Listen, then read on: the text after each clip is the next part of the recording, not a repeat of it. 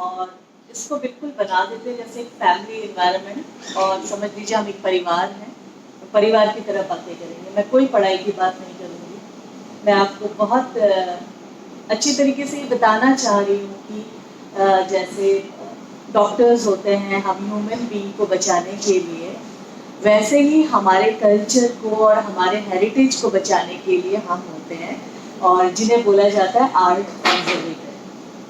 अभी इंडिया के अंदर ही क्या पूरे वर्ल्ड के अंदर ही एक बहुत नया सब्जेक्ट है। जैसे हिमालय को देख के हम बोलते हैं ना, हिमालय इतना बड़ा, उसमें चढ़ना भी बड़ा मुश्किल है, लेकिन अभी हम कहते हैं वो अपनी बाल्यावस्था में है, वो भी बच्चा है। वैसे ही आप कंपैरिजन कर लीजिए कि हमारा प्रोफेशन भी अभी बाल्यावस्था में है, एक शुरुआत हो रही है। हम कुछ बैचेस अभी निकले हैं इस पढ़ाई को करके 25 साल पहले तक, 26 साल पहले तक, और उनमें से मैं हूँ जिसको 24 इयर्स का एक्सपीरियंस है। मैंने BFA किया है लखनऊ यूनिवर्सिटी से, बैचलर ऑफ फाइन आर्ट्स। मैं एक मूर्तिकार हूँ बाय प्रोफेशन, और उसके बाद मास्टर्स करने के लिए मैंने जो किया उस सब्जेक्ट को बोलते हैं कॉन्जर्वेशन ऑफ कल्चरल हेरिटेज और कंजर्वेशन ऑफ एंटिक्विटीज। ये MA होता है, नेशनल म्यूजियम से होता है, और भी अब बहुत सारी यूनिवर्सिटीज इसको करा रहे हैं। उसके बाद आप एक प्रोफेशनल बन जाते हो, आपको एक टैग मिल जाता है, और आपकी एक जिम्मेवारी बढ़ जाती है अपने देश के कल्चर को बचाने के लिए। हम रिस्पॉन्सिबल होते हैं। अब देश के कल्चर में, चलिए मैं आपसे क्वेश्चन करती हूँ, एक ओपन क्वेश्चन, आप क्या समझते हैं हमारे कल्चर में क्या क्या आता है? कल्चर क्या है? What is culture?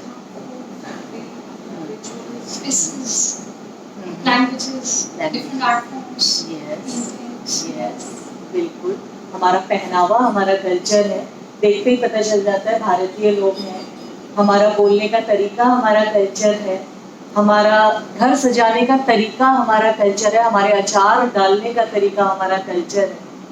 और इन सब चीज़ों को अगर हम बचाएंगे नहीं, हम कहते हैं ना दादी के नुस्खे, आज भी हम लोग फॉलो करते हैं। कोरोना का जब टाइम आया तो हम लोगों ने दवाइयाँ तो ली, लेकिन हम क्या कर रहे थे? घर के अंदर काढ़ा पी रहे थे। तो काढ़ा क्या है? हमारा कल्चर है, हम भारतीयों का कल्चर है वो। और उसको बचाया किसने? किसी ने तो बनाया काढ़ा, बचाया किसने? हम लोगों ने बचाया। हम आज भी अगर सबसे अपने कठिन समय पे उस काढ़े को वापस लेके आए, मतलब हम रिस्पॉन्सिबल हैं, और हमें खुद के लिए ताली बजानी चाहिए कि हमने अपने कल्चर को बचाया, है ना?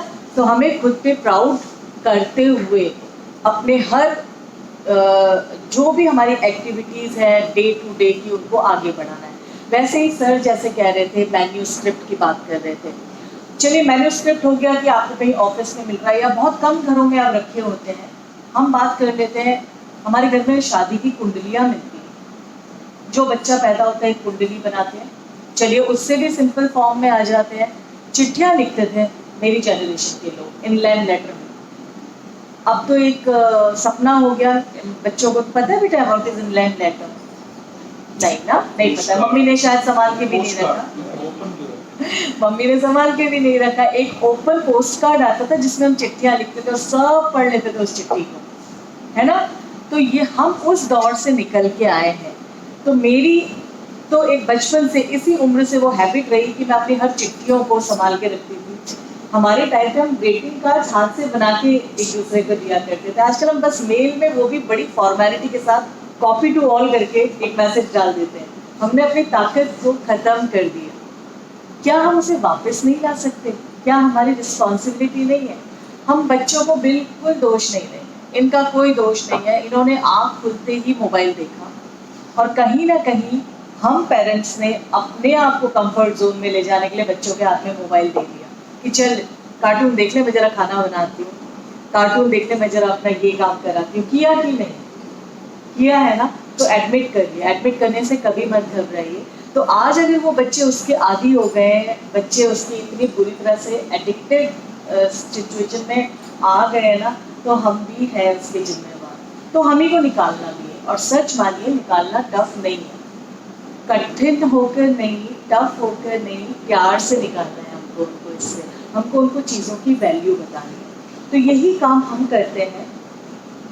मेरा जो ऑफिस है इंदिरा गांधी राष्ट्रीय कला केंद्र, आप काफ़ी सुनेंगे इस ऑफिस के बारे में, क्योंकि हम लोग पूरे इंडिया और वर्ल्ड के जो फोक आर्ट होता है ना, उनको बचाने का काम करते हैं। और उनको सिर्फ बचाते नहीं है, वो तो हमारा लैब हो गया जहाँ हम लोग जाके उनको बचा रहे हैं, हम आप लोगों के लिए उनको ओपन करते हैं। आप अक्सर न्यूज़पेपर में सुनेंगे, आप अक्सर टीवी में देखेंगे, रेडियो में देखेंगे, हम लोग एडवर्टीजमेंट करते हैं कि आज हमने नॉर्थ ईस्ट का मेला लगाया है, आज हमने गुजरात का लगाया है, आज हमने राजस्थान का लगाया है। अगर आप लोगों ने बगल में क्राफ्ट म्यूजियम विजिट किया, आप लोगों ने, आप देख रहे हैं वहाँ परमानेंट लगा हुआ है। तो इस समय मैं क्राफ्ट म्यूजियम में एक प्रोजेक्ट पे काम कर रही हूँ, तो वहाँ भी हमारी रिस्पॉन्सिबिलिटी होती है कि हम फोक आर्टिस्ट को प्रमोट करते हैं। और फोक आर्टिस्ट को क्यों प्रमोट कर रहे हैं? क्योंकि हमारी संस्कृति बची रहे। हमारी वो पेंटिंग, राजस्थान की अलग पेंटिंग होती है, उत्तराखंड की पेंटिंग अलग होती है, आप साउथ चले जाइए, इतनी खूबसूरत मूर्तियाँ, ये दुपट्टे, साड़ियाँ, मधुबनी, कलमकारी, देख रहे हैं कितना हाइप हो रखा है आजकल। तो अगर हम इन सबको बचाएंगे नहीं तो हमारे पास कुछ नहीं रह जाएगा।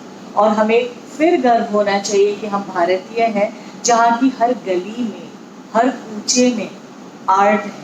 आज आप अपने घर जाइएगा, अपने अलमारी खोलिएगा, अपने बर्तन देखिएगा हमारे पास कितने पुराने पुराने सुंदर सुंदर बर्तन होंगे। हमारी शादी से लगा लीजिए, मुझे नहीं मालूम आप लोग की शादी कब हुई है, मेरी तो 25 साल पहले हो गई। तो मेरे तब से लेके आज 25 साल पुराने बर्तन अभी उसी अवस्था में मैंने रखे हुए हैं। क्योंकि मेमोरी क्या है, शादी में मिले थे। दूसरी मेमोरी क्या है, मम्मी पापा ने खरीद के दिए थे। और तीसरी कि जब मैंने अपनी एक नई जिंदगी की शुरुआत करी तो मैंने इन बर्तनों से लोगों का वेलकम किया। इमोशन को जोड़ दीजिए अपने कल्चर के साथ, फिर देखिए आप खुद ब खुद अपने कल्चर को बचाना शुरू कर देंगे। अब ये तो हो गई इमोशंस की बातें, हम लोग कैसे बचाते हैं इसे? आपका पार्ट मैंने आपको बता दिया, इमोशनली जुड़ जाइए, बचाइए और आगे की जनरेशन तक स्प्रेड कीजिए। आगे की जनरेशन ही क्यों, कई लोगों को ना इंटरेस्ट नहीं होता है आर्ट और कल्चर में, बहुत बोरिंग चीज़ें लगती हैं ये सब चीज़ें। तो उनकी तरफ भी, वो किसी भी उम्र के हो सकते हैं, उनको भी हमने अपने बोलने के तरीके से समझाना है कि इनकी क्या वैल्यू है। Art always say proud of India, always say, हमेशा बोलिए हमें गर्व है अपने भारतीय होने में। इतना कल्चर किसी कंट्री में नहीं है, इतनी वैरायटी किसी कंट्री में नहीं है। और इसीलिए शायद थोड़ा सा हम लोग फॉर ग्रांटेड भी ले लेते हैं अपने आर्ट और कल्चर। तो हम क्या करते हैं, हमारे पास एक लैब होती है, और जैसे सपोज आपने, अंकल जी आपने मुझे दे दिया कि बेटा ये कुंडली एक रखी हुई है मेरे पास, बिल्कुल फट गई है, इसको, ऐसी इनकी भी मशीनें आती हैं। मैं इनका पूरा साइंटिफिक टेस्ट करूँगी और टेस्ट करने के बाद पता लगाऊंगी इनमें प्रॉब्लम्स क्या आई हैं, ये फट गया है या इनके कलर निकल गए जैसे इंक से लिखा था, या इसमें किसी कीड़े ने काट दिया है। फिर उनकी बीमारी के हिसाब से उनका ट्रीटमेंट करूँगी, और ट्रीटमेंट करने के बाद उसको दोबारा कम से कम मेरी गारंटी के साथ 100 साल की उम्र और आगे की दे दूँगी। लेकिन इस काम को करते हुए मैं जो भी कर रही हूँ, आपके हाथ से लेने से लेके मेरे हाथ में आके और वापस आपको देने तक, हर स्टेप में फोटोग्राफी होती है, डॉक्यूमेंटेशन होती है। डॉक्यूमेंटेशन मतलब लिखित में हम लोग उसको करते हैं, वीडियोज़ बनाते। क्यों? क्योंकि आपने मुझे एक स्टेज में दिया, और ये आप लोग को शायद पता नहीं है, इनकी फाइनेंशियल वैल्यू भी बहुत ज़्यादा होती है। 3-3 लाख, 4-4 लाख, करोड़ों में चली जाती है इनकी। अगर आप इनको बचाना, इसी चक्कर में बचा लीजिए, क्योंकि इनकी जो आज से, हम लोग एंटीक कब बोलते हैं, जब कोई भी ऑब्जेक्ट 50 साल पुराना हो जाता है, वो एंटीक की कैटेगरी में आ जाता है। फिर उसकी पड़ती है फाइनेंशियल वैल्यू। आप देखते हैं बहुत चोर लोग पकड़े जाते हैं एयरपोर्ट में, मूर्तियाँ ले जाते हुए, हमारे एंटीक से जाते हुए। क्यों, क्या करना है उनको उस मूर्ति से? उनकी वैल्यू आप सोच नहीं सकते, और जिस कंट्री में बेचेगा उस कंट्री के हिसाब से उसकी वैल्यू होती है ना। तो हम लोग उसको ठीक करके वापस आपको देते हैं। और कई बार क्या होता है कि आपने मुझे दिया, मैंने फोटो नहीं खींची उससे, तो कल की डेट पे आप मेरे पे कोई एलिगेशन लगा सकते हो कि इतना बुरा तो था नहीं, इतना बुरा आपके हाथ में आने के बाद हुआ है, मुझे तो आप इसके पैसे दीजिए। तो इस तरह के बहुत सारे हमारे कॉम्प्लिकेशंस भी होते हैं। तो इसीलिए हम लोग बहुत सोच समझ के डॉक्यूमेंट करते हैं। अभी भी आप देखिए, मैं आपसे बात कर रही हूँ तो मैं अपनी बातों को रिकॉर्ड कर रही हूँ, ये मेरी आदत बन चुकी है, ठीक है। And I am youtuber also, मेरा story, I am story teller also. तो मेरा एक चैनल है जिसमें मैं हर अपने इस तरह के इवेंट्स को अपडेट करती रहती हूँ, तो उसके लिए हो रही है ये रिकॉर्डिंग, और कोई कारण नहीं है। तो इस तरीके से हम लोग अपने हेरिटेज को बचाते हैं, बचाकर नेक्स्ट जनरेशन के पास ले जाते हैं। अब हम जैसे बात करते हैं बच्ची, बेटा विच क्लास में है, कौन सी क्लास में आप? 4th में। हिस्ट्री पढ़ना शुरू किया? नहीं। एनीबडी विद हिस्ट्री, आपने पढ़ना शुरू किया? कौन सी क्लास में हो? 4th। आप? 5th। हिस्ट्री पढ़ना शुरू किया आपने? हिस्ट्री सब्जेक्ट पढ़ना शुरू किया? हाँ जी, ओके, ठीक है। तो जब अभी जब आप 6th में आओगे, आप हिस्ट्री पढ़ना शुरू करोगे ना बेटा, तो आप पढ़ोगे, मम्मी पापा से पूछना घर जाके, इंडस वैली सिविलाइजेशन आप पढ़ना शुरू करोगे। सबसे पहला कल्चर जो शुरू हुआ था, जिसका रिकॉर्ड है हमारे पास, उससे पहले भी दुनिया रही होगी, गुफाओं की दुनिया थी। आप भीमबेटका चले जाइए, भारत में ऐसी बहुत जगह है जहाँ गुफाओं में लोगों ने ड्राइंग किया हुआ है, और उन ड्राइंग्स को अगर आप ध्यान से देखेंगे ना, आप देखिएगा वो उनकी रोजमर्रा की जिंदगी की पेंटिंग्स हैं। वो शिकार करके आए, खाना वाना खाया, सो रहे हैं, बैठे बैठे पेंट कर दिया, आज मैं ऐसे शिकार कर रहा था, हिरन बना दिया, आज मैंने हिरन का। कोई बहुत परफेक्ट ड्राइंग्स नहीं होती हैं, वो केव पेंटिंग कहलाती है, गुफा की पेंटिंग्स कहलाती है, जिसमें उन्होंने अपना कल्चर हम तक पहुंचा दिया। और आज तक न जाने कैसे नेचुरल कलर थे, उनमें कोई गोंद नहीं उन्होंने चिपकाया था, बस नेचुरल पत्तों से, पत्थरों से उन्होंने केव के अंदर, क्योंकि वो केव के अंदर थे इसलिए बच गए, और बाकी जब हमें पता चला फिर हमने उनको बचाने का काम किया।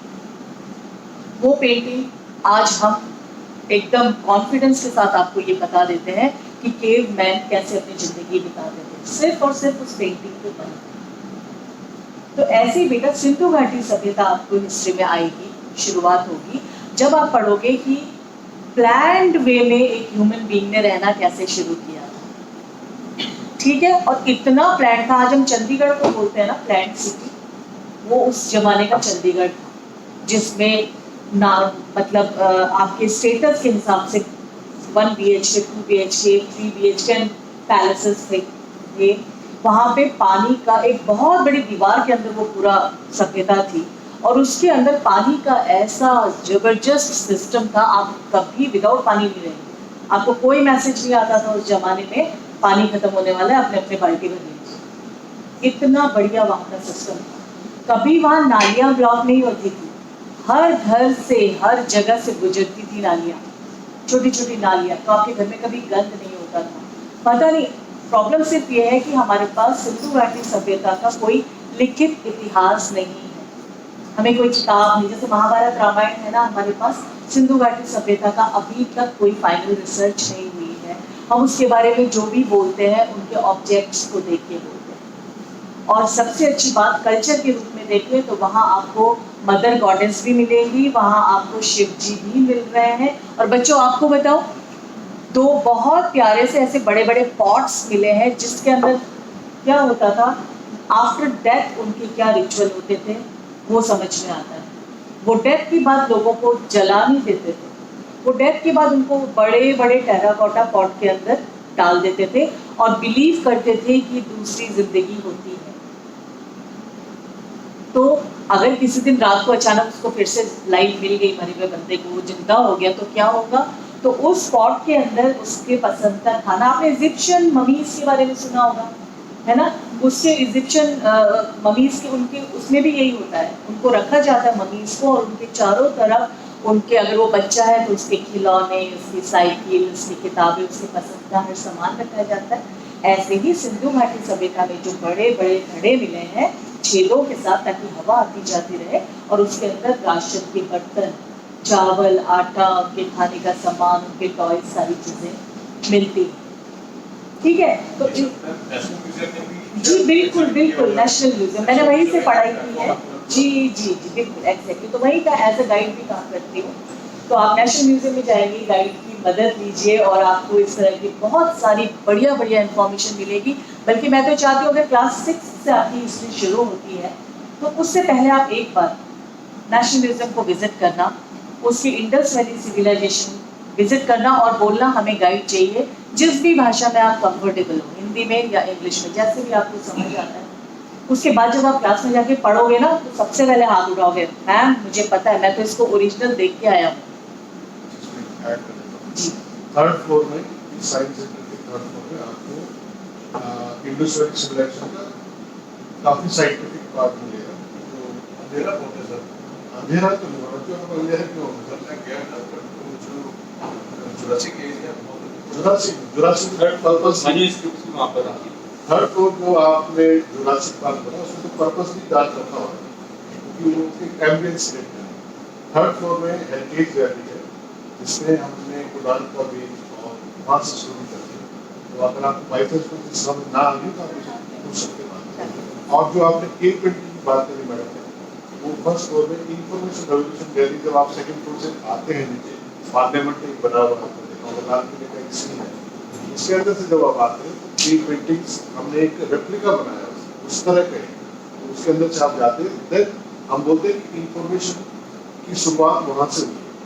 And then we today we have तो आप देखिए, तो यही है हमारा आर्ट कल्चर, हमारा आर्ट कंजर्वेशन, इस तरीके से हम अपनी संस्कृति को आगे बढ़ाते हैं। अब मैं चाहूँगी इसको एक डिस्कशन फॉर्म में रखते हैं। अब आप बताइए, आप क्या पूछना चाहते हैं? क्या आज से पहले आपको ये सब पता था कि इस तरह के कोई कोर्सेज भी होते हैं, ऐसी कोई नौकरी भी होती है जो कल्चर को बचाने के लिए अपना पूरा का पूरा समय देती है, और हमारे यहाँ कोई रिटायरमेंट एज नहीं होती क्योंकि नॉलेज वाला काम है, और नॉलेज समय के साथ एक्सपीरियंस के साथ सिर्फ बढ़ती है। तो जितने भी सीनियर होते जाते हैं लोग, उनको उतनी ही वैल्यू मिलती चली जाती है, और उनका काम होता है लोगों को एजुकेट करना। आप शायद उसकी, हाँ जी बिल्कुल बिल्कुल। आप कौन से स्टेट से मैडम? हिमाचल। सर आप उत्तराखंड, पंजाब, हरियाणा। मैं आपको मिनी भारत की वो करवा रहा हूँ। आप उत्तर प्रदेश, दिल्ली से। दिल्ली में हमेशा नहीं रहा, बेस कहीं और होता है। दिल्ली से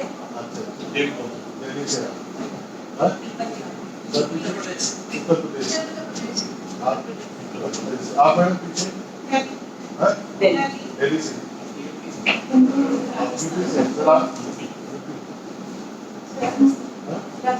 राजस्थान। चलिए, यूपी डोमिनेट कर रहा था, राजस्थान आ गया, तमिलनाडु, डीप साउथ में चले गए, दिल्ली से वो काट दिया। और दिल्ली मतलब दिल्ली में भी गांव थे, ऐसा नहीं है कि सभी लोग बाहर थे। मैं उत्तराखंड से हूँ और आप? उत्तराखंड। ये भी उत्तराखंड से बेटा। तो एक देखिए मतलब इनफैक्ट हम लोग साउथ की जो आर्ट एंड कल्चर उसके बारे में बहुत कम जानते हैं, क्योंकि इतना रिच है। दिल्ली से वहाँ तक शायद हम लोग जान नहीं पाते, या वहाँ के लोग नॉर्थ में कम जानते हैं। वो ज़्यादा से ज़्यादा थोड़ा शिमला मनाली और 2-3 जगहों पर जाते हैं। और यूपी का तो आना पड़ा, मतलब दिल्ली में भी ऐसी ऐसी जगह हैं जो आपको मैं बताऊंगा तो शायद आपको बोलेगा अच्छा ऐसा कुछ नहीं।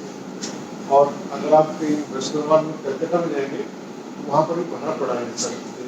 तो बहुत चीज़ें हैं जो हम 1 घंटे में तो नहीं मिल पाएंगे, लेकिन आप देखिए कि कितने स्टेट से हम लोग हैं और कितना कितना बढ़िया उनका। बिल्कुल। आप तो मैडम हिमाचल से हो, तो आपके चंबा रुमाल जो होते हैं उनका तो अगर आप लोगों ने कभी देखा है, सिंपल सा एक रुमाल होता है जिसके ऊपर कृष्ण की गाथाएं होती है, और उसको आप लोग शायद आध्यात्मिक वे में भी, या शादी वगैरह में जो हम लोग प्लेट्स होती हैं उन सबको कवर करने के लिए, है ना। तो आपका वो हो गया। उत्तराखंड के हमारे ऐपण है, और हमारे अपने जो छोलिया नृत्य है, हमारा खाना है वो उत्तराखंड का है। उत्तर प्रदेश ने तो चारों तरफ अपने हाथ फैला रखे हैं, तो इनके लिए तो कुछ कहना नहीं। दिल्ली सबका है, दिल्ली में सारे लोग हैं, तो मिक्स कल्चर दिल्ली के अंदर आ जाता है। और मैडम साउथ में there are 4 states, and 4 states की अनगिनत कलाकृतियाँ। और अगर आप इन सब चीज़ों को एक जगह देखना चाहते हैं तो मैं सजेस्ट करूँगी क्राफ्ट म्यूजियम विजिट करें। आज मौसम बहुत अच्छा है, ऐसे मौसम में गर्मी में ना आए, बहुत दिक्कत होगी। कितने लोगों ने देखा क्राफ्ट म्यूजियम? बहुत लोग। प्लीज आइए, इट इज वॉकिंग, यहाँ से 100 स्टेप्स भी नहीं। ये रूरल सेटिंग में भी है, और पुराने जो हमारे रथ होते थे या बैलगाड़ियाँ भी होती थी, बहुत अच्छा लगेगा आपको। क्या है ना, हम लोग दिल्ली के लोग खासकर अपने को बिजी रखते हैं, फालतू की चीज़ों में, तो उससे हम इन सब चीज़ों से बहुत अलग हो जाते हैं। आपके स्टेट के बारे में 2-3 चीज़ें बेस्ट जानते हैं क्या कहाँ जाने की। आज पद्मनाभन